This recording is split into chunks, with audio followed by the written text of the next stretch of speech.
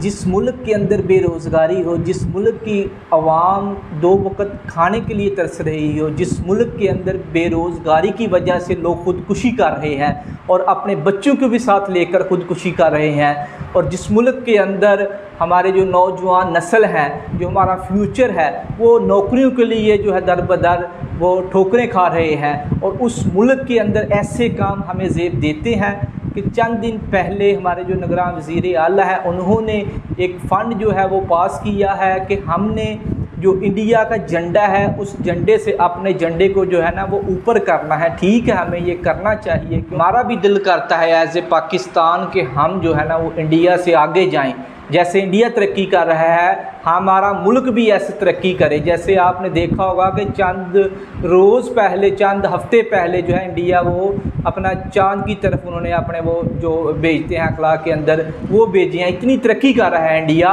यही नहीं देखना हमने कि मसलन के वो 40 करोड़ लगा के आपने जी हमें वो उनसे जो है ना वो झंडा अपना ऊपर करना है, अपने झंडे की जो है ना हाइट है वो उनसे ऊपर होनी चाहिए। ठीक है, ये भी करना चाहिए, लेकिन ये आप देखें कि हमने अपनी गरीब आवाम के लिए क्या कर रहे हैं। हमारी गरीब आवाम खाने के लिए तरस रही है। हम 40 करोड़ का फंड जो है वो पास कर रहे हैं सिर्फ एक झंडे के लिए।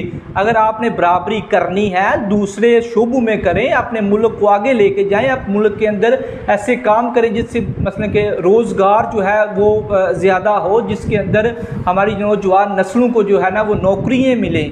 तो आपने इंडिया के अंदर मैं बहुत देखा हूँ इसके ऊपर जो है ना वो बहुत आगे जा रहा है हमसे इंडिया जो है ना।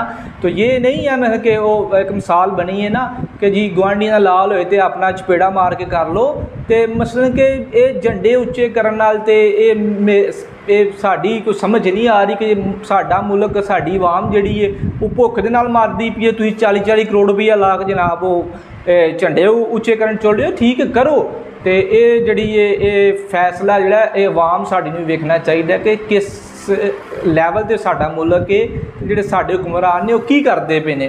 तो एक होर भी तुहाडे नाल गल मैं शेयर कर दियां। चंद रोज़ पहले अपना वो साडा जिहड़ा वज़ीर आज़म है उसदा दौरा सी कसूर दे अंदर, तो उत्थे देख रहे हैं वीडियो काफ़ी वायरल हुई है।